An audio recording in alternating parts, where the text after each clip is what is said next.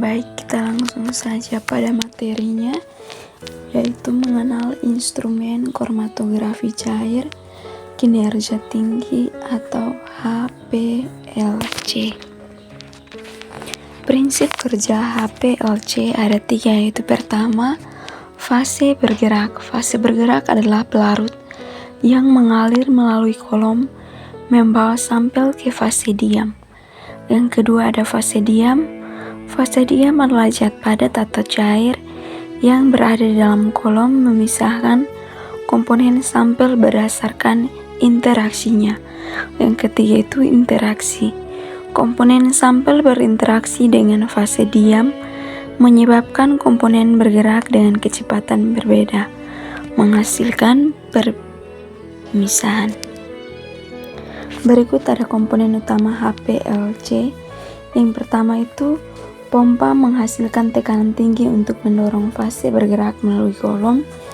Yang kedua, injektor memasukkan sampel ke dalam kolom dengan volume yang terukur. Yang ketiga, kolom memisahkan komponen sampel berdasarkan perbedaan interaksi dengan fase diam. Dan yang keempat, detektor mendeteksi komponen yang keluar dari kolom menghasilkan sinyal yang direkam.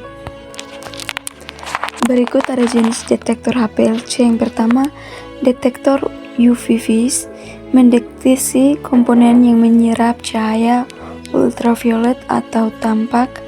Yang kedua, detektor fluorensi mendeteksi komponen yang memancarkan cahaya fluorensi. Yang ketiga, detektor indeks refraksi mendeteksi perubahan indeks bias dalam fase bergerak.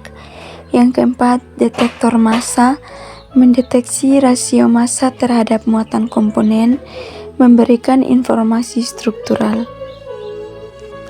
Berikut ada preparasi sampel untuk analisis HPLC. Filtrasi menghilangkan partikel padat yang dapat menyumbat kolom. Pelarutan membuat larutan sampel dalam fase bergerak yang sesuai. Injeksi memasukkan volume tertentu dan larutan sampai ke dalam kolom. Berikut ada parameter optimasi analisis HPLC. Yang pertama itu fase bergerak, memilih pelarut yang optimal untuk memisahkan komponen sampel. Yang kedua ada fase diam, memilih kolom dengan karakteristik yang sesuai dengan sampel. Yang ketiga, suhu kolom mempengaruhi viskositas fase bergerak dan interaksi dengan fase diam. Yang keempat, kecepatan aliran mempengaruhi waktu retensi dan fase pemisahan. Berikut ada aplikasi HPLC dalam analisis kimia. Yang pertama itu farmasi, analisis kemurnian obat, identifikasi impuritas dan pengukuran konsentrasi.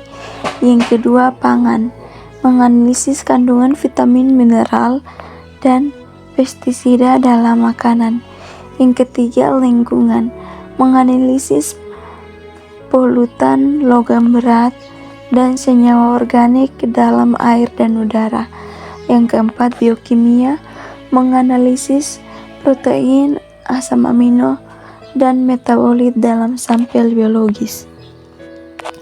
Berikut ada perawatan dan troubleshooting HPLC. Yang pertama, kebersihan, menjaga kebersihan sistem terutama kolom dan sel detektor. Yang kedua, pemeliharaan rutin, melakukan pemeliharaan preventif seperti penggantian filter dan pemeriksaan selang. Yang ketiga, troubleshooting, mampu mendiagnosis dan memecahkan masalah yang umum terjadi. Yang keempat, dokumentasi, mencatat semua proses perawatan dan perbaikan.